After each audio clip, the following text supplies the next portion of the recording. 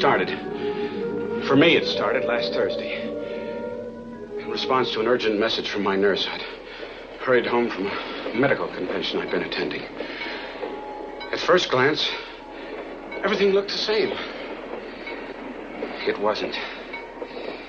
Something evil had taken possession of the town.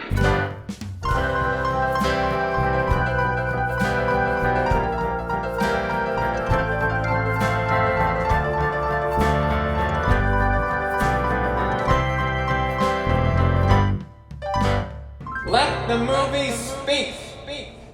Welcome aboard, everybody. It's me, Justin, here with Travis, back for another episode of Let the Movie Speak. Today we'll be talking about the original, film version anyway, 1956's Invasion of the Body Snatchers. My good buddy and pod person friend Travis, how are you doing, sir? Yeah, we probably should have thought out before we started how many different ways we could doubly use the word pod on this, but I failed to do so. So this is a podcast about pods and yes, I see what you did there. Pod things. Yeah. This is this kind of a fun old sci-fi movie that I've definitely seen this one probably more than lots of the other ones that we've covered so far, Justin. But I enjoyed the rewatch, and I think we'll have some fun things to point out, some interesting things that it has to say, certainly in the year that it came out. Don't you think it's a product of its time? Yeah. That's a for better and for worse statement for Correct, sure. Yeah. It's I think we're gonna have hopefully some good conversation about how this does or does not make some kind of larger commentary about McCarthyism or, whatever kind of, there's been a lot of weight that's been attributed to this movie, which is I mean, that's kind of cool. It's cool for this movie that has that kind of heritage. But in my opinion, at least, give a little spoiler alert, I think the meaning that I'm picking up here, at least in 2022, is a little more subtle and a little more timeless. Yeah, I think so. So too. yeah, it'll be fun to talk about that. But before I just throw it back to you, as so often, unfortunately, the boomerang just comes and hits you in the head. Yeah, it does. Which I've been told by the crew is not the way boomerang works. Well, they got me in a helmet now, a really big heavy duty helmet. So go ahead and wing it, man. I'm ready. Yeah, that looks suspiciously like a fisherman's, like a boonie cap. Yeah. But if you are telling me that's a helmet, well, they told me it was a helmet, so I'm just going with I don't have a lot of experience with helmets, but this is helmet, correct? This is helmet. Okay, is that a helmet?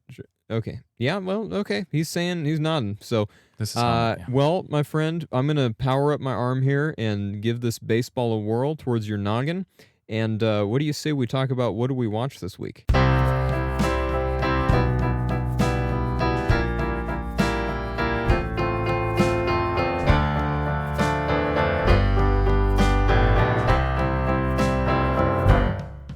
Okay, Justin. Well, we are officially in the throes of spooky season. It's time.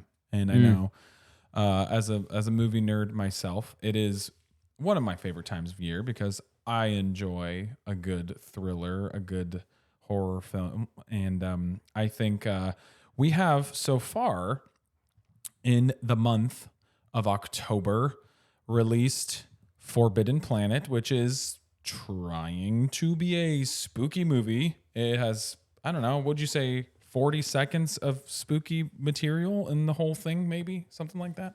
I guess it depends how you define spooky. I was a little afraid of some of the dialogue in there. Yeah, for sure. And the music was horrifying. Like you mean the tonal sounds? What was it? Musical tonalities by, I think was the credit. Electronic tonalities. There you go. Yeah. Those Yep. were scary. Okay. And I then win the prize. yeah, which is you had to listen to them. That's your prize. Yeah, that was my prize. Okay, and then we had a movie which isn't really, well, I guess it has some atmosphere, it has some spooky moments, and it definitely has a scary sounding title, Throne of Blood, which we had Annie on for last week. That was great.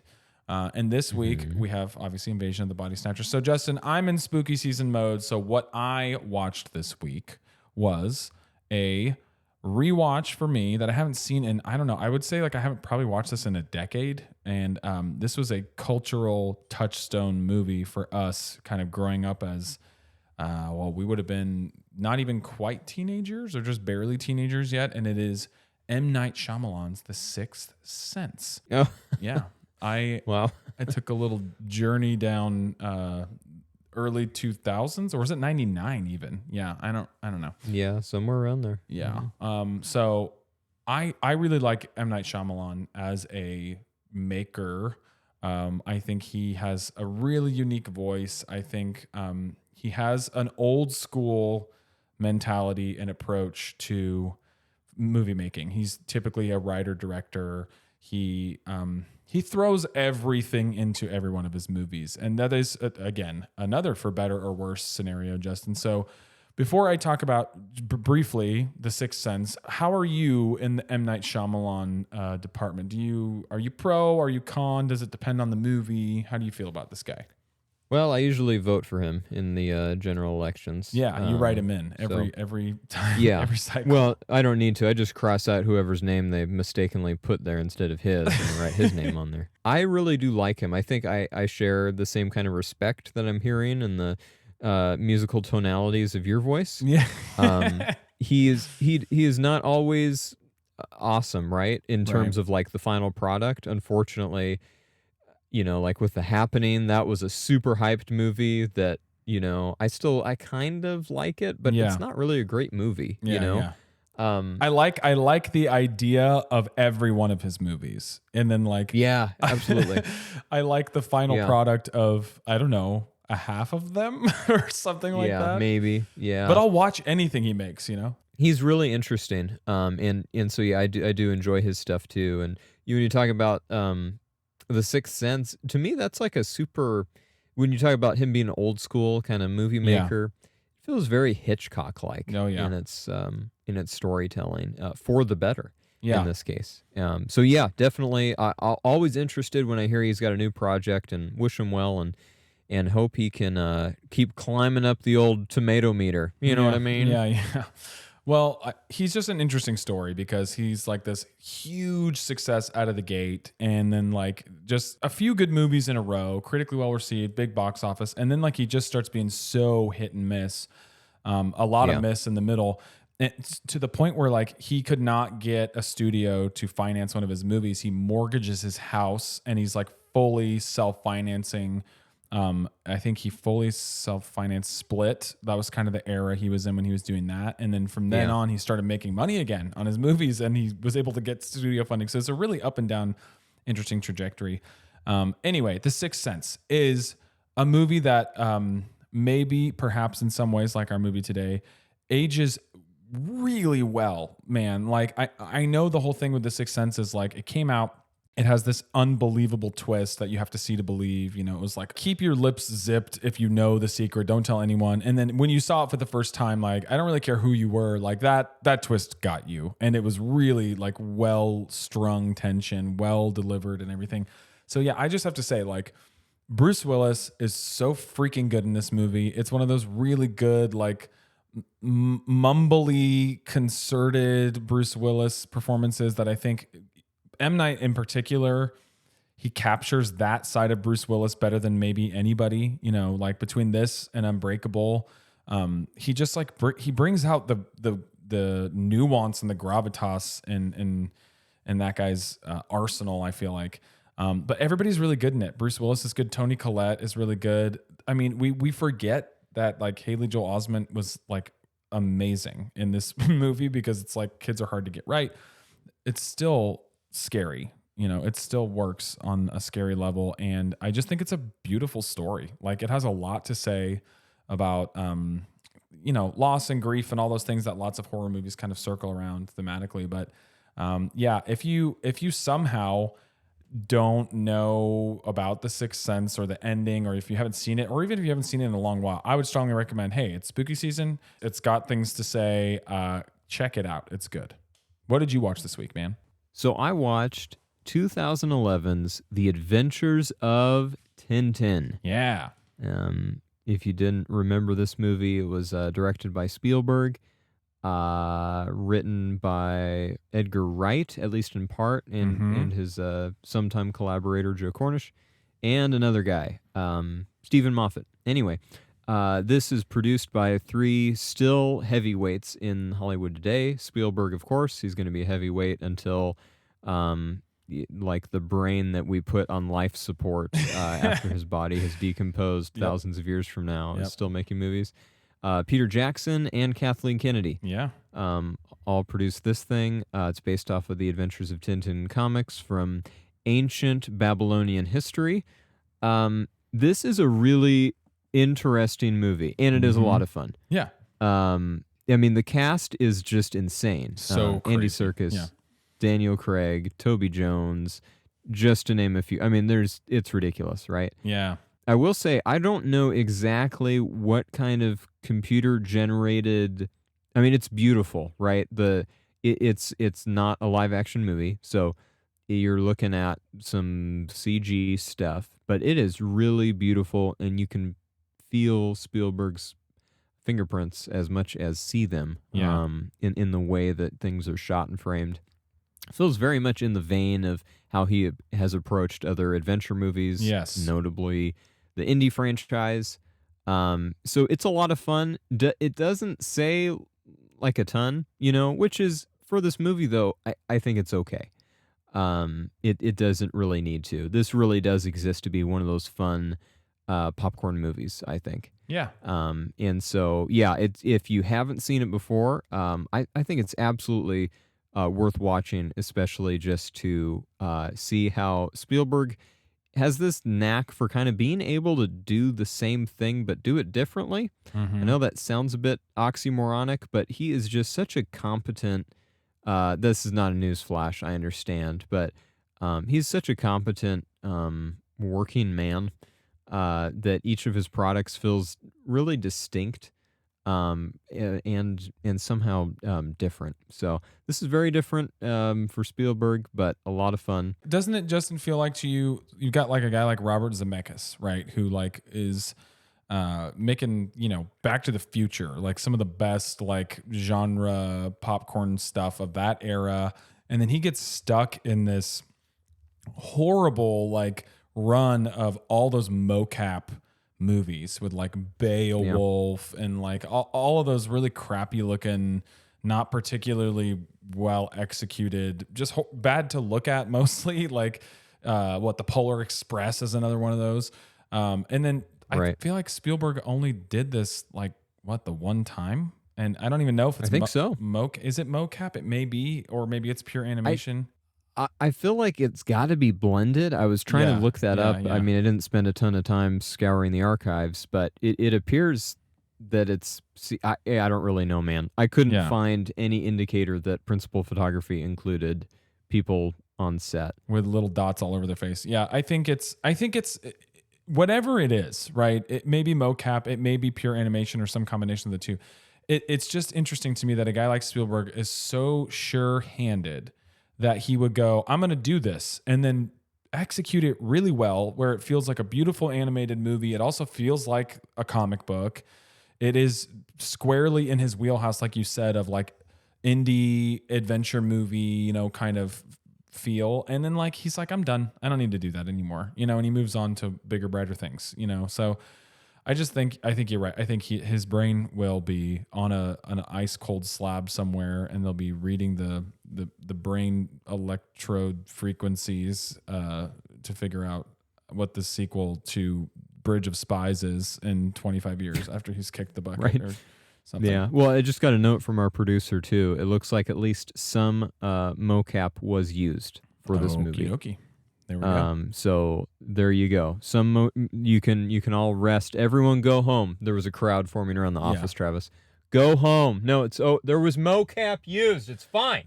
Go home. Oh, Justin, they look Okay. a little dead in the eyes, though. Maybe we should run. Oh, dear. Because Oh dear. Oh good maybe heavens. they're coming to No, they're not fans. snatch our bodies. Well, I'm so glad we planned that segue to be so incredibly theatrical and Intense. I was scared. Okay, so the intro section for Invasion of the Body Snatchers. This is based off of a short story. Jack Finney wrote the original it's a novel, I think. A novel? Or novella. Okay, there you Yeah. go. Novel, The Body Snatchers. Pretty recent novel, 1950, and then this came out just a few years later. Directed by, as Justin alluded to, Don Siegel, who has a really interesting filmography for a few reasons. Not a million things on there, like compared to other people of his generation. There's a lot, he definitely worked a lot in the 60s, 70s, but a few big ones like Body Snatchers. And then he found Clint Eastwood at some point, right? And he did Dirty Harry. He did Play Misty. He found for Me. him. Yeah, he was like languishing in the gutter. What is this? What do you want? I can make a star out of you. Dirty Harry, Play Misty for Me, and Escape from Alcatraz, all Don Siegel pictures. And so what makes this movie interesting, as we sort of try to contextualize it, is what Justin alluded to, the idea of the burgeoning, if not already completely inactive Cold War, was happening at this time. And It was fully burgeoned, is the medical term. burgeoned, yes. You know what you got there, sir? It's a burgeoning. You better take care of that before it gets more burgeoned. Itchy doctor. That's burgeonment, son. Okay. Take 4 of these. Boy, isn't there a lot of that in this movie, Travis? That is one of the Yes, there great is. 50s things in this movie that's so much fun.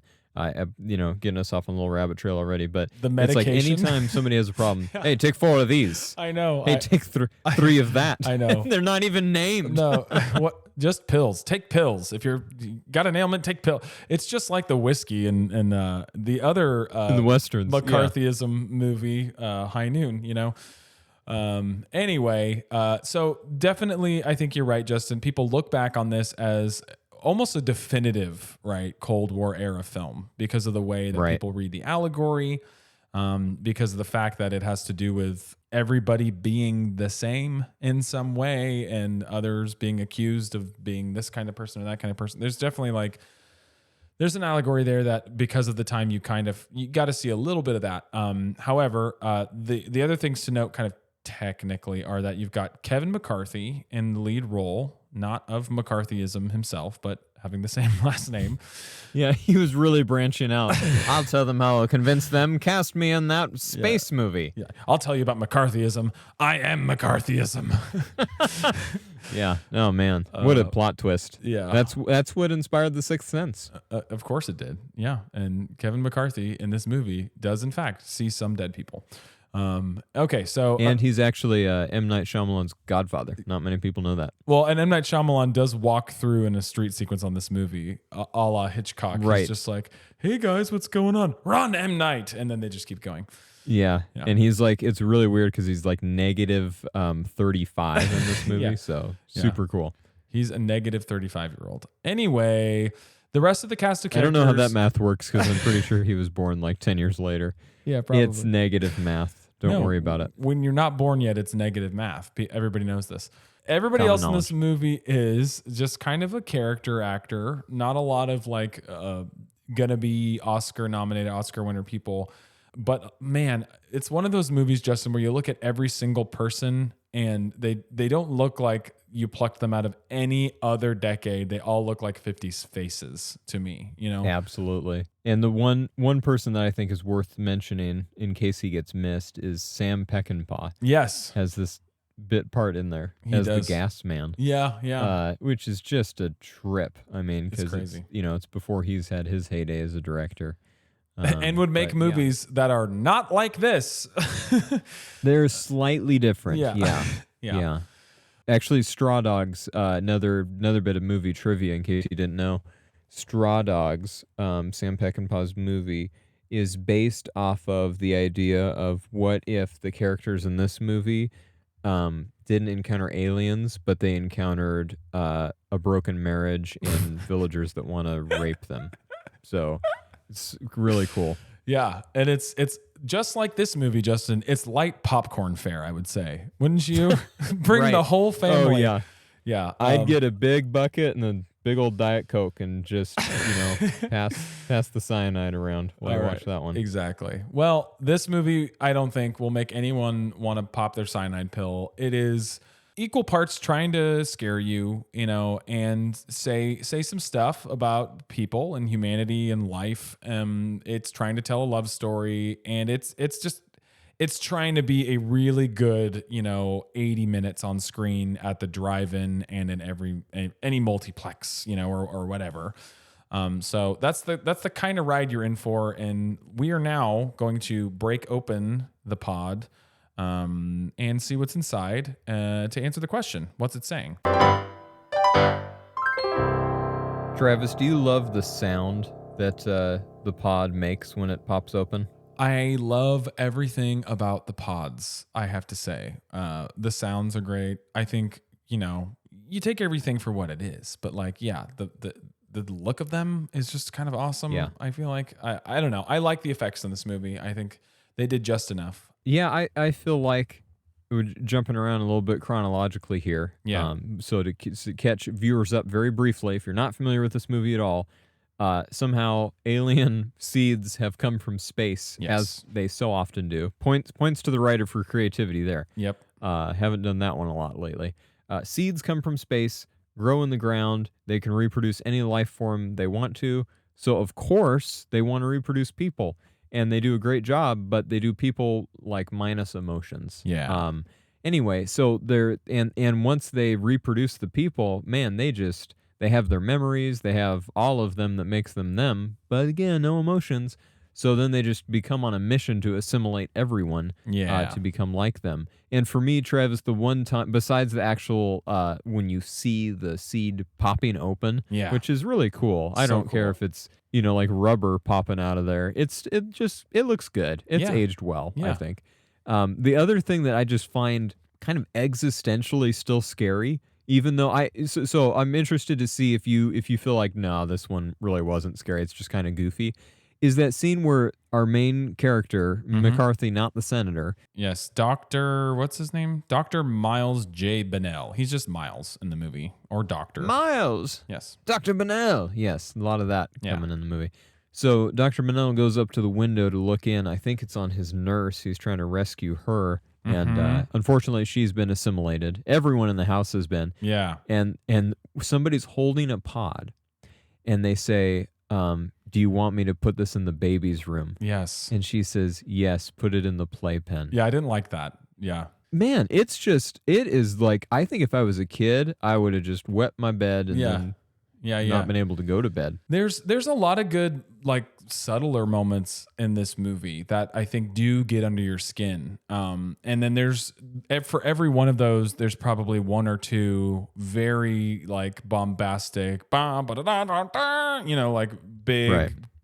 Swing the camera or zoom it in kind of reveal with the big fat score kind of thing. But yeah, I agree. I mean, the stuff in this movie that does stick with you is pretty creepy, to think about. If you just take it to its next logical step, that is really creepy. There's just a pod in your baby's crib, and then eventually your baby will be replaced by a baby with no, I don't even like to think about the things that happen to the people in this movie that get taken over by aliens happening to babies. Ugh. I don't, right. That's icky, Yeah. So, I mean, what should we say? I don't think we need to spend a lot of time on the plot because it's not a plot heavy movie, but the gist of it is, when those aliens come to Earth, we have our main character who's been away for a while, which is, I think, a good choice. He's been away for a while, and some of this has already started, so the whole movie doesn't feel like, wow, that happened really fast. It feels like a pretty realistic kind of hour for hour, how quickly this might happen if it happened. He comes back into town after a medical convention, to find some things are awry. Some people are acting weird, saying that their spouses are not their spouses and their uncle is not their uncle. and that kind of stuff. And then the movie just plays out how you might expect. There's a group of people who realize there's something funky going on, and kind of little by little, those people start to become assimilated to the point where he ends up on his own. And it's bookended in a very noir-y 56 way. You've got this opening crazy Kevin McCarthy. Oh, we've got to stop them. They're coming. Like totally like 50s style acting, lunatic. Really good though. He's got a great crazy face, this guy. Yes, he does. And then it's believable. Yeah. And then you get the voiceover throughout where, he's driving from one location to another, and you get that like, I didn't have any empirical evidence, but I just had a feeling in my gut something was wrong. And to me, like that can land like a wet blanket sometimes. But in this, I feel like it's kind of earned because the movie is leaning into its genre qualities and they've opened it. Yeah. He's talking to these cops technically the whole time. So little Sunset Boulevard-y, right? In that way where you get the opening of the floating body, in this case, the opening of the crazy guy, and then it wraps back around to the end. And then it ends kind of ambiguously, we can touch on the ending specifically. And I think when we get there, probably be good to invoke the 78 version a little bit to just sort of compare and contrast whenever that makes sense. But that's the gist of the story. It's one of those like slow-ish paced for an 80-minute movie.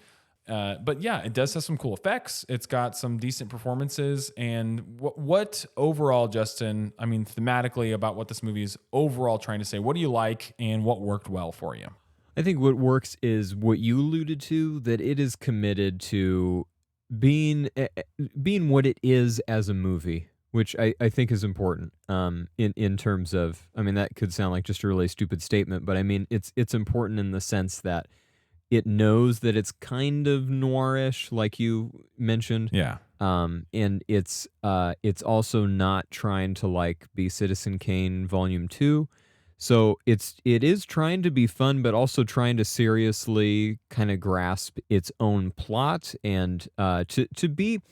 How do I want to say this, Travis? Because it's trying to be serious, but not in the way that Forbidden Planet was trying to be, like this faux kind of serious, right? Like, oh, if we all just stand here and don't smile, that makes this a serious movie. Sure. It's like, no, the problem is Leslie Nielsen is supposed to be in The Naked Gun right now, and he's yelling at a woman in a bikini instead. That's the problem.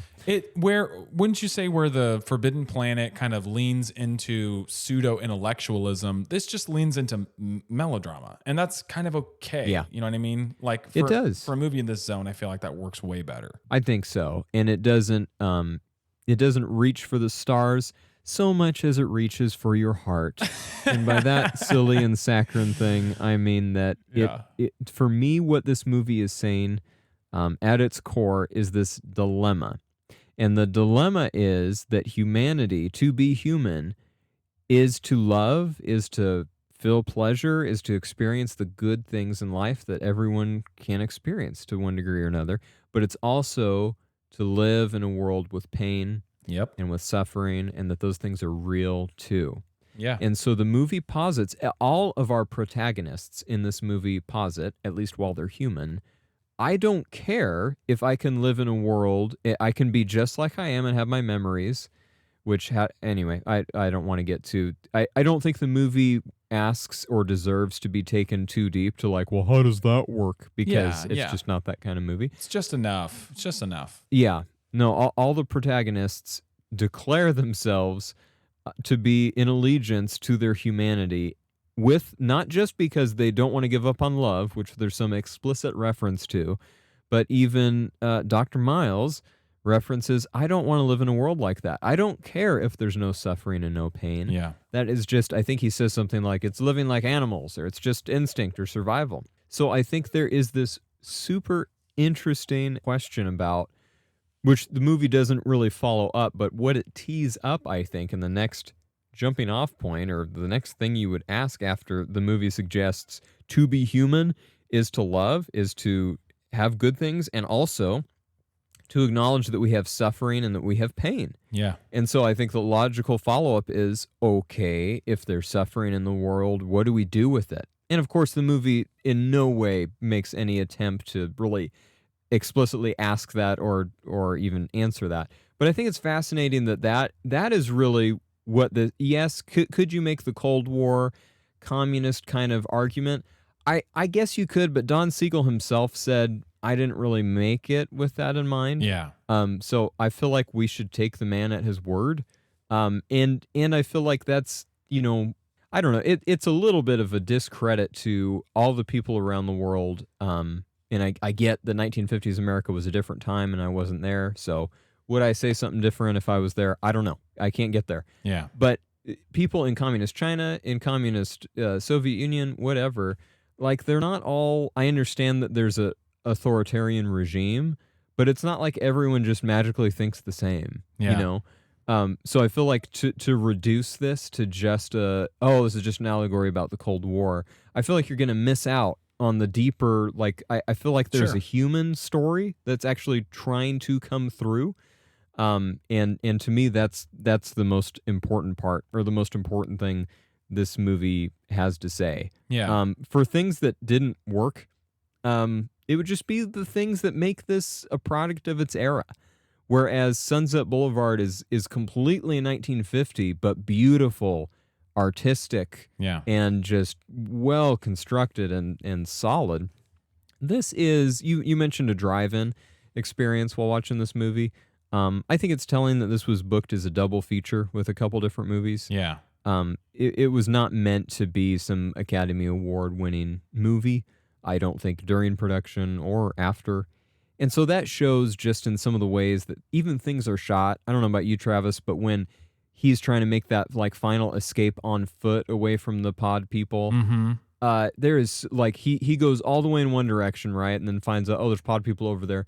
And then he scrambles back to the cave where he's been hiding, or the mine shaft. Right. And it's like shot for shot, just repeating where he's already been. Yeah, and I'm yeah, just thinking yeah. to myself, you could have caught out every single one of these shots, and the movie would be better for it. Yeah, but it wouldn't be 80 minutes. wouldn't be Yeah. long enough. Oh, goodness. Yeah. Yeah. So, yeah, maybe some of that was just literally cut for time, Padding, right? yeah, yeah. Not sure. But, Yeah. yeah, so just some of the things. Don Siegel, great director, a really competent director, right? But I feel like he is a little bit, him and Rob Reiner are similar to me, because whereas Rob Reiner really hasn't figured out how to age out of the 90s in terms of making a movie, and so he's been just derided. I feel like it's because he just hasn't really adjusted with the times at all. It's not because Rob Reiner is like an idiot. He's not, right? We've got beautiful works to show that he Yeah. can do Yeah, of really brilliant stuff.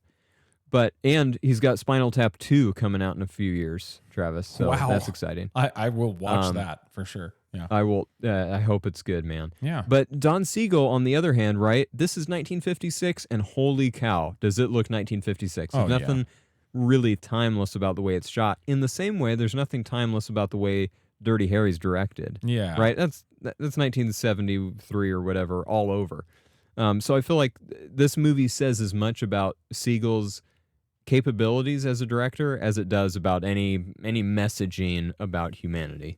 Yeah. Product of its time is it's just so obvious from moment one. You get the title card that comes up, and it's like, we talked about how Forbidden Planet was like in CinemaScope and how that was a big deal. Well, this isn't in color, but it's in Super Scope, and the little like logo that comes up is Right. just so fun and kind of dorky. And then the score, Yeah. right? Like, it's one of those scores that we sort boy. of wish Forbidden Planet had to just add some life and Yeah. levity and something. And this is like probably the perfect example of one of those very kind of beat for beat, every moment that happens that's like emotional or plot, driven is punctuated by something in the score. And I think some of that stuff is like kind of over the top and is very dated, like we're Right. talking about. And some of that stuff works really, really well. Like, there's this one cue somewhere near the end, and I think it's it's somewhere where the guys are up in his office trying to convince him to like just fall asleep. This is the way it should be. And he says like, but here's the thing, doctor, you don't have a choice. And then the piano does this like thing, and I think that's Yes. actually really cool. But let me throw something out there that might keep us busy for a couple minutes. I like this movie overall. I think it's a fun watch. It's so breezy. Like, at 80 minutes, you can't it's hard for me to hate an 80-minute movie almost ever, because it's like, well, it didn't last long enough for me to think of enough reasons to hate it, you know? And movies from this era that are this length, to me, they're pretty easy sell, you know? But I think the movie does work on the level you're describing. Like every time it talks about humanity as a whole, or like the human experience, it doesn't take too long. It just sort of plants these ideas, pun intended, and then walks away from them, you know, back to kind of genre thrills or whatever. I don't love the love in this movie. Like it's very, you know, what it is It's very 1956, right, Travis? In like the worst kind of way. It's cookie cutter, right? And like her character, what's her name? Dana Wynter as Becky. She's just way for thin. You know what I mean? Like there's nothing to who she is as a person or what she wants other than they fall back in love very quickly. And then by the time, and you know, like I can forgive some of this, like they're put in a desperate situation. And so people just like gravitate towards each other. I buy that, but like, I don't know anything about her. All I know about her is that they used to like each other, and then he got divorced and now they love each other on day one. And this all kind of culminates with the two of them, right? Like we were talking about that cave at the end when it's just them two and they're running from the big horde or whatever. And like, I know they took pills, and like we don't know what is in the pills, and they're stay awake pills and they're wearing off. But like, does she really, like, can she not walk? You know what I mean? He's like literally carrying her. So there's this like very 56 like imprint of like, this man has got to come in and carry this woman to the finish line and kind of like keep shaking her awake and whatever. And it's just right. It's kind of at the center of the story, and I think it's not the strong suit of the movie. No, no, it's thankfully this would be a very sad movie. Yeah.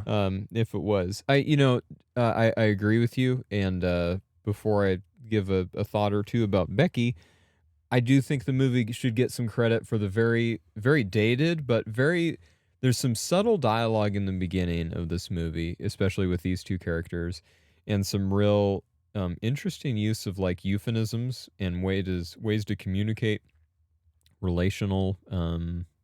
Oh, you're dancing around it, my friend. There's some spicy lines in this movie. That's what you're trying to say. One of them kind of is, but the other one is, he's like, oh, I heard you went to Reno, and she's like, yeah, I did too, or maybe I got that backwards, right? But the point is, they both went to Reno, which means I got a divorce in 50s parlance, because so many other states didn't do that as freely back then. So I just thought, oh, that's it seems probably more clever to us now, frankly. I bet back then that was just more in the vernacular, right? Yeah. Like, taking a trip to Trinidad used to mean getting a sex change, and going to Reno used to mean getting a divorce in the 50s. So. Right. I think that it's kind of a fun line, and it's a historical oddity. It'd be really interesting to know, like in 100 years, if movie archaeologists are like, what the heck do they mean? When they went to Reno, what is in Reno? Reno's just what is Reno? A crater in the middle of the desert now. Yeah, exactly. It's entirely possible. Yeah. The pod people got it. Anyway, the other thing, you talked about a spicy line, and for 56, I think it is fairly spicy that they go into the restaurant in the beginning, near the beginning of this movie, before things start going bananas, or banana peels. What if they grew in banana peels? They're like big green banana peels, kind of. Yeah, sort of. Hey, it's like a Fruit of the Loom commercial or something. Don't worry, guys, no emotions. Well, can I be a grapes at least? Anyway, so she says, "Oh, is this?" They're having some chit chat, and she says to him, "Oh, is this an example of your bedside manner?" Yeah. And he says, "No, that comes later." Yeah, and I was like, wow, whoa, that's pretty forward for any era, really. But and then like a scene later, he says, like, I don't remember what the preceding line is. He's like, "In that case, I better stay and tuck you in." And I was like, whoa, like, buddy boy. Yeah, he's really jonesing for it, I guess. Yeah. Well, it's been a while. The divorce was long ago, Justin, and right, and that's of course I probably don't need to make any more comments about that. Anyway, so for Becky, as a character, it is too bad, because I feel like the setup initially is kind of interesting. Yeah. And then she just the script gets so caught up in like, let's move the pod people stuff along. Yeah. That unfortunately her role and her importance just gets super diminished. I guess you could, if you're like looking at this through a super like feminist critique scope, it's going to be a pretty painful watch. And I'm not saying it's not painful. It like when you're talking about her like being so weak she can't move, it's like I don't even it doesn't feel so much as like just rampant I don't know, chauvinism like, or something.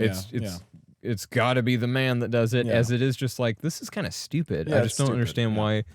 Like, why can she not walk when all the pod people, men and women, can walk just fine? Yeah. So anyway, it's too bad because she devolves, and I guess that's because it's a writing thing. Sure. Don't you think, Travis? It just boils down to the script at its weakest is probably Becky. Yeah, and they just don't like give her much, like you said. Like she just has very little. You know what I was thinking while you were saying like. It gets caught up in the pod people stuff. Well, like they have that whole like span of time, right, where they break into the office and they're there all night, and then they're there into the morning until people show up, and more pod people are like, "You're gonna be one of us now," and it's like that was a perfect opportunity to like slow it down and like, can we talk a little bit about like what happened? But you know what I mean? So like in a better movie, they probably have that one kind of linchpin scene that makes you buy the real kind of sappy stuff later on and just sell it a little more, maybe layer it on a little differently, but it's not there. And like you said, this isn't that movie. If it was 90 minutes, we might have it, but it's 80. So it is just like bam, bam, bam. Right. Justin, one of the early sequences that I like that I don't know how you feel about, but I think is really clever. The pod people themselves, I think, even for 56, if you just look at stuff that's going to come a couple years later in a Twilight Zone episode or something like that, the pod people could be scarier, right? Like they don't really act in a super menacing way, or even in a really like sort of dead-eyed zombie-ish way, which again, Night of the Living Dead hadn't come out yet. So like the modern movie zombie hadn't been created. We don't have an idea of like lumbering, slow, dead-eyed things. But at the same time, it's like the setup is they're devoid of emotion. And Justin, I don't know about you, but I was seeing several emotions like urgency and, I don't know, anger. Yeah. And so, but one thing that I think is effective is before you get too much on-screen time with the various pod people talking, and kind of laying out the like, you need to join us and this is why, which I think some of that is really good and works really well. But I love the sequence in the friend's house. Let's see, who are they? What are their names? Teddy is the wife, and Jack, the Belichicks. Oh yeah, where they find the double of him on the pool table. Yeah. And so what I really like about this sequence and the things like it in the movie that are a little bit more on the subtle side are like, there's this body laying there, and as you're looking at it, you're not thinking, oh, that looks just like Jack. That looks just like his friend Jack. But then as soon as they say it, well, he has a similar build and a similar height, and the bone structure's close. You're like, oh, holy crap, that does look like him. But they make a mention of the fact that it's like, well, it's like you, but with all of the distinct like facial features, like waiting to be stamped on or something. And so I think there's some good like shoot around it kind of stuff happening in that scene. And then when later on he cuts his hand, and then right before the thing comes to life, it has a cut on its hand. I think that stuff works from a tension perspective and from a character building perspective to give the guy friends, to give Dr. Miles friends, in the town. Definitely. And as far as the town goes, this is supposed to take place in Santa Mira, which I think deduced, Justin, isn't a real place, but it definitely, as two dudes who have spent most of their life in parts of California, this reeks of a real place to me. This is like definitely looks like and feels like a small, kind of coastal and yet mountainous, like California place. And one thing I valued about it, like that pool table sequence is sort of one example, but it is an era, right? And not everything was perfect about the 50s, no question. Like there's lots of things that were very bad then that are better now, and vice versa, whatever. But one thing that I think is kind of quaint is this is a town where doctors, and to some extent police officers, but they don't get a lot of screen time in here, but like doctors are looked to in this small town as like touchstones in people's lives, and there's actual relationships there and authority, and like they called the doctor to come check out this weird body that they found on the pool table.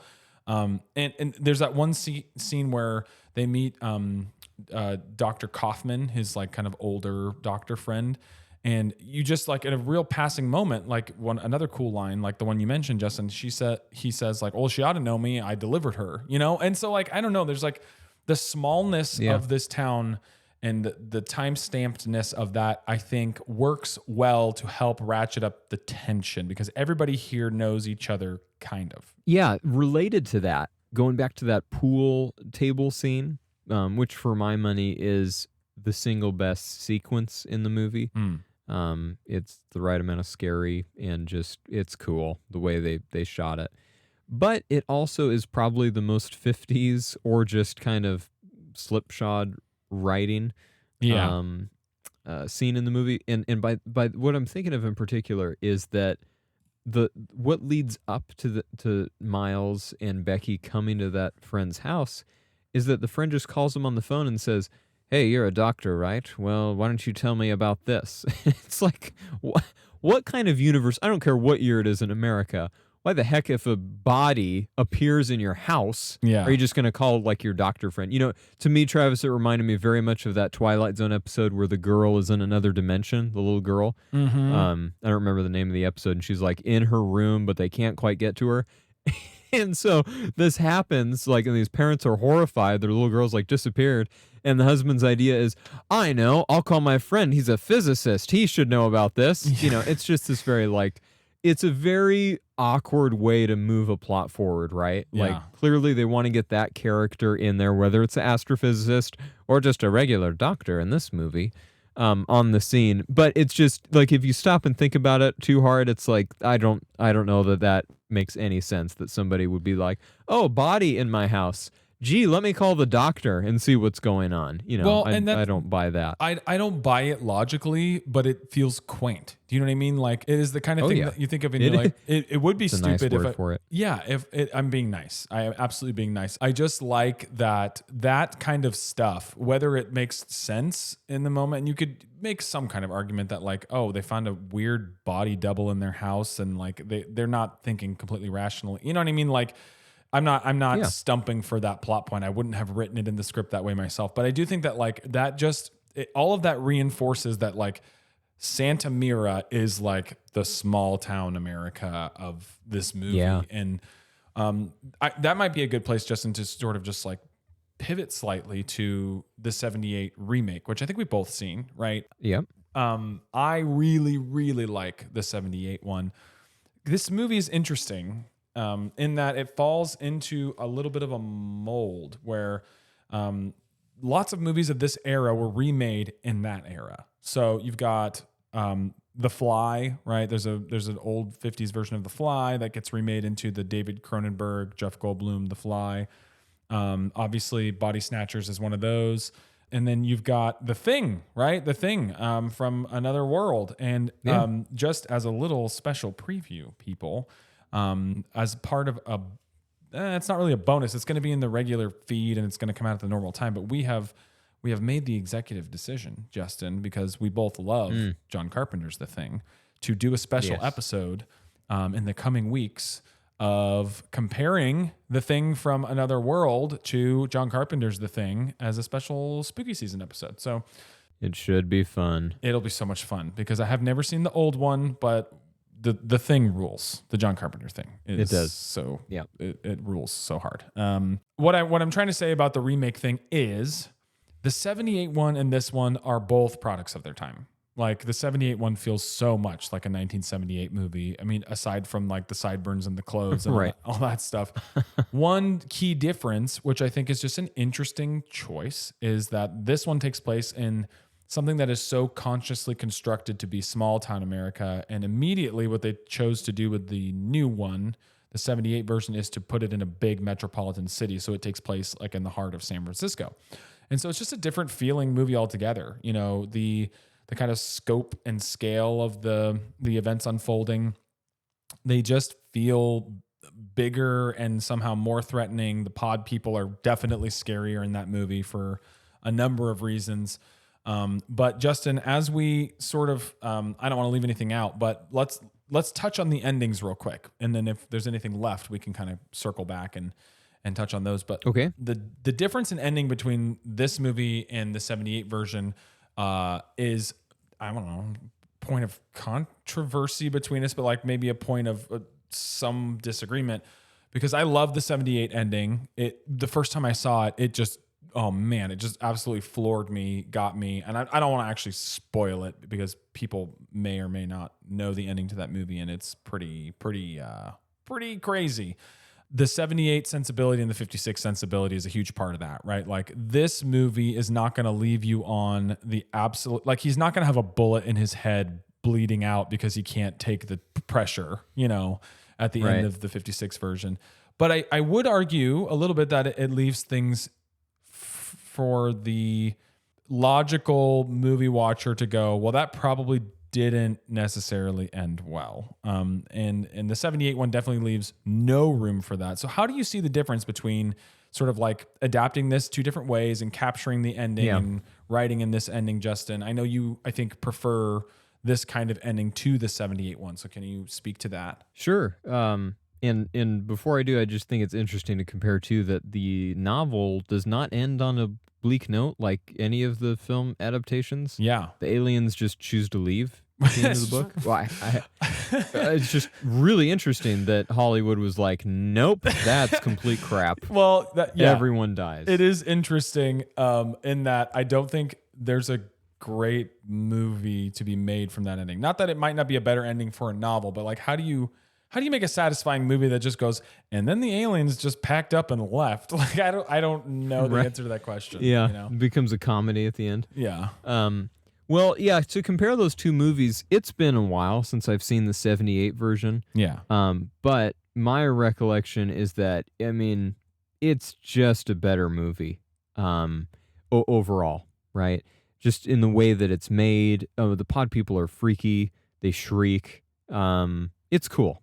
Right. The effects are unbelievable in the set. I mean, it's 56 for 78. We're not comparing apples to apples, but like practical effects are about to be in their absolute heyday. And we're talking about the same, year as Star Wars. And this is the time, and I think actually, if I'm not mistaken, the sound engineers on the 78 version literally worked on both movies. So like you have like the first few movies that came out in Dolby surround sound in theaters those were two of them. So there's just, some technical stuff you can't really get around for sure. And so what I'm about to say is not it's because I just as a person am really interested in what a movie is saying, right? And so even if your movie looks beautiful at the end of the day, if you've said nothing or if you've said something that I profoundly disagree with for whatever reason, my enjoyment is probably going to be a little less. So I won't spoil the actual, like you said, Travis, I don't want to just spoil the end of what happens in the end of the Invasion of the Body Snatchers 1978. Yeah. But suffice to say, it is incredibly bleak, and it might spell the absolute end of humanity, depending on how you take that, right? And so to me, that is not art, it's not creative, it's not effective storytelling. Because I forget if it was, I think it was someone like C.S. Lewis said, as far as, kind of the impetus behind writing some of the things that he had for kids. This is the Chronicles of Narnia guy, in case listeners are not aware. Or maybe it was Tolkien. It doesn't matter. Some guy from England, he's dead now, that wrote some cool stories that had fantastical elements, said something along the lines of, children already know the dragon exists.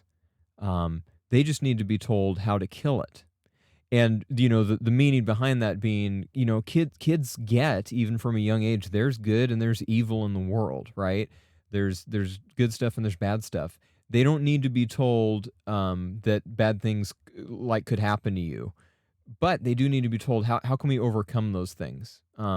Whether it's literal violence or something, or just like the trial and the turmoil of life. How do we persist and persevere?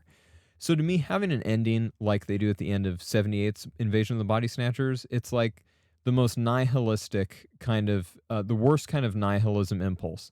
I'm not saying it doesn't make sense for the logic that the movie has set up. On the contrary, the movie does, I think, a good job, the 78 version again, of weaving together its narrative, and it doesn't, it's not like, oh, that's not believable, I don't buy it.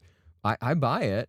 I just think, what good is that? What are you really left with as a viewer, as far as it, again, you can go, wow, this movie was, I mean, it had me at the edge of my seat. It was creepy.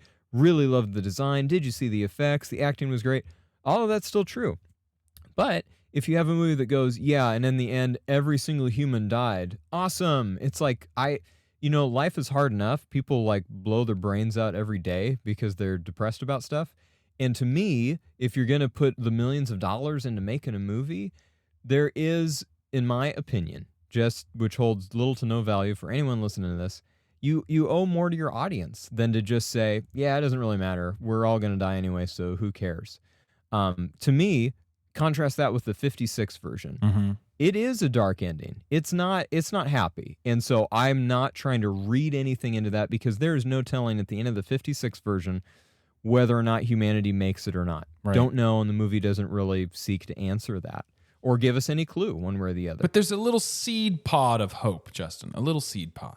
That's exactly my point. That's why I like the ending of this movie, is because it is a breezy movie. It's kind of fun. It's a popcorny movie. But at the end, what you're left with is this guy, Dr. Miles Bennell, who has taken this burden on his shoulders the whole movie to try to just convince people, to try to get people to see this is a problem, and he's trying to escape. He's trying to just be human and alert other humans that their existence is threatened. And he makes it at the end. And in the very end, due to some secondary causes, people buy into his story and they realize, oh my goodness, we really have to do something. And to me, that says, there you go. The human experience is communal. It is about reaching out to help your fellow man. And again, if we want to make another Tolkien reference, he's kind of like the Frodo in the story. Frodo bemoans that he's got to take the ring, and Gandalf's like, hey, suck it up, little man. This is my Gandalf impression. He's like, hey, dude, it's like your burden. You got to bear it, homie. And so in the same way, Miles Bennell bears his burden. And at the end of this movie, Travis, if he goes to sleep, I'm not really sure. He might turn into a pod person. But at least he passed the baton on, and there is hope for humanity. The only pushback I would give in that analysis would be, I think that there is value in something that is a pure product of its time, right? Like, and we've touched on this a little bit, but like the stuff we get from post-war movies, late 40s, early 50s, to think Godzilla and that kind of thing, which is like, this would not have existed as it sits, right? If we didn't have, a new Kid Japan, and then we have Godzilla, because this is the story born out of that era. And like movies like that end on a very bleak note, and sort of even The Great Dictator, which is like, it ends in a speech that's like, we have to find our better angels or whatever, this movie definitely ends on a note that leaves the door open for somebody finally listen, and maybe just maybe society will get its act in order and come together to defeat the existential crisis. I would just argue that there is inherent value in a movie like the 78 one ending the way it does, because it's 1978, right? It is post counterculture. It's kind of deep into this era of expressive individualism and like self-actualization, and like the types of, even like cults and worldview trends of the time that are sort of on the rise. They all speak to the kind of ending that movie has. And while it may not be something that I find hope in personally, the idea that like, well, if you can't survive on your own, then, what's the point? Or something more maybe tinged with a little more cynicism, and perhaps nihilism. I think that you can look at that as a perfect time capsule of 1978 thought and be like, wow, we have in fact come from that a long way. Maybe not every person individually, and maybe not everyone in their thinking, but like this is appropriately bleak for the year that it came out, or something like that. So I agree. I like the ending of the 56 one just fine. I do think it's interesting that I read or listened to an interview or somewhere along the line and some research found that they had a bleaker ending for even this one that got cut down because the studio executives were like, that's not good for an audience. So it also speaks to the film industry of the time, right? Like in 56, you weren't ever going to get that through the gate. I mean, most of the time, unless you're making Godzilla, I guess. And so okay, to sum up, we'll get to our final thoughts here very, very quickly. But I do think that overall, Justin, this thing is a good time. It's light enough on the really heavy stuff that it kind of touches on that you can just enjoy an 80-minute kind of ride through the cool special effects, the sequences that are done well. The moments to me, Justin, that sort of like stick in my brain from this movie, the actual images are like when they look down onto that courtyard and everybody's kind of bustling and he says like, just like any Saturday morning, like everybody's acting normal. And then they all just turn and walk towards that center thing. That freaks me out. I don't know why, but that really freaks me out. Similarly to when they look down the hill and they're running away, him and Becky are running away. And then there's just this like mob of pod people just like slowly moving up the hill after them.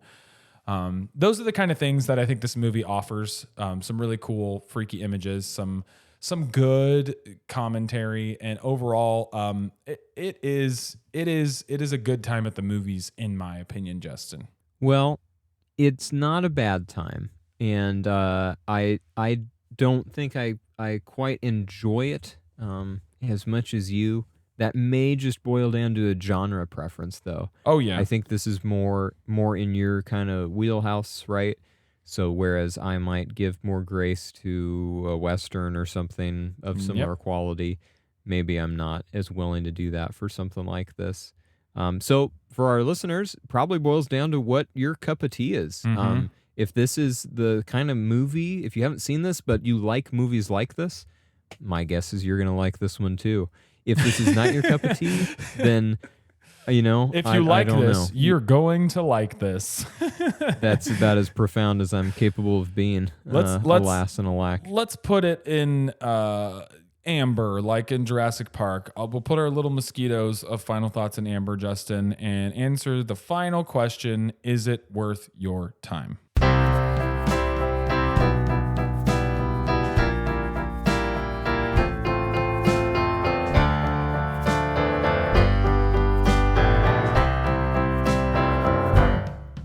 Okay, it seemed like you were already verging on your mosquito-laden in amber final thoughts, so I will let you take it away, Justin.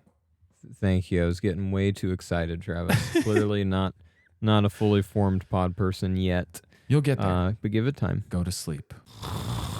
No one. How come no one goes to sleep like that? Wouldn't that be awesome? It's like, you just need to go to sleep, Miles. But I'm not tired. Here, have this glass of milk and 10 of these. Oh, Valium.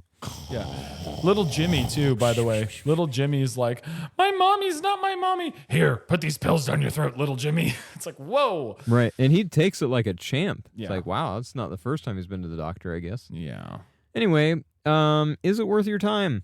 Well, did you hear my profound thoughts about if you like it? That's it, guys. If this era of movie or this genre of movie is something that interests you, if you hear the name Invasion of the Body Snatchers and you think, oh, that's me, then snatch away to the nearest pod and brace yourself. For me, this is not really, there's not a heck of a lot there, even for what I think this movie is trying to say at its best. I want to, try to be generous to what I think it's trying to say. But I think you could, if you need a movie to watch, you probably can do better. I think you're right in that it is a genre preference thing where like you don't feel like you wasted 80 minutes of your life watching this, but it's probably a much lower rewatchability kind of factor for you on this one than me. Justin. And I think the is it worth your time question sometimes just has to do with like, what's the investment and what do you get out of it? And for me, I like the genre. I think this movie, as much as people place a perhaps overbearing amount of weight on what it is saying, whether that's McCarthyism, Cold War stuff, or whether that is some of the stuff we pointed out that it actually does have to say about, humanity and experiencing life and all that. I think aside from all that, I think it's worth my time because it is an important movie for the genre. And it's one of those movies in that list that I mentioned that would be reassessed and remade at a later date and sometimes to greater effect, in my opinion. And, the things that stick with me are those images I mentioned, that body on the pool table, them turning towards that like center courtyard thing. And honestly, one of the lines of dialogue, which this is not like an amazingly written movie in a lot of ways, as we pointed out, but when they are trying to convince him, Dr. Kaufman and the cop, I forget the cop's name, Police Chief Nick Grivet, there you go. When they're up in the office and they're trying to convince him, like, hey, you just need to go to sleep. Trust us. It's better this way. You want to do this.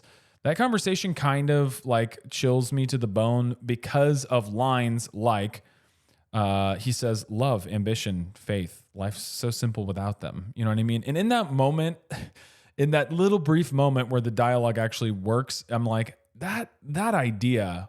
Again, going back to M. Night Shyamalan, I love the idea, right? That this movie maybe doesn't fully connect with, but it at least hints at. And I like the genre package. I think the effects are cool. I like Kevin McCarthy's performance in particular. Everybody else is pretty good. Dana Wynter chews some scenery for sure, but I don't know that that's fully her fault. So I think it's worth your time. I think it's pretty rewatchable because it's short and breezy and it doesn't really have slow bits. It kind of moves along. I would rewatch this. I might throw this on once in October or something, or maybe once every couple of years in October.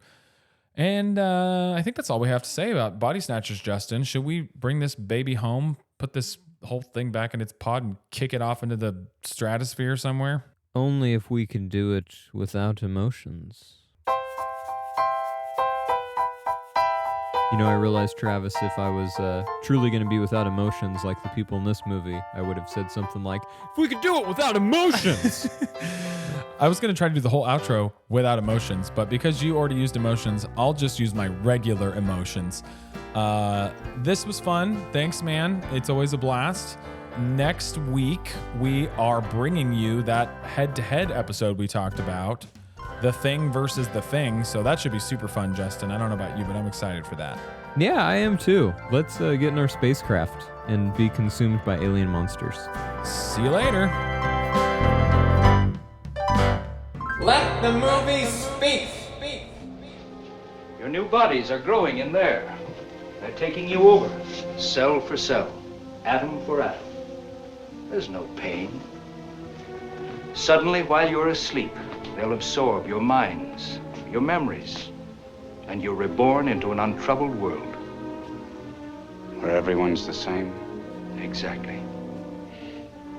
What a world. We're not the last humans left. They'll destroy you.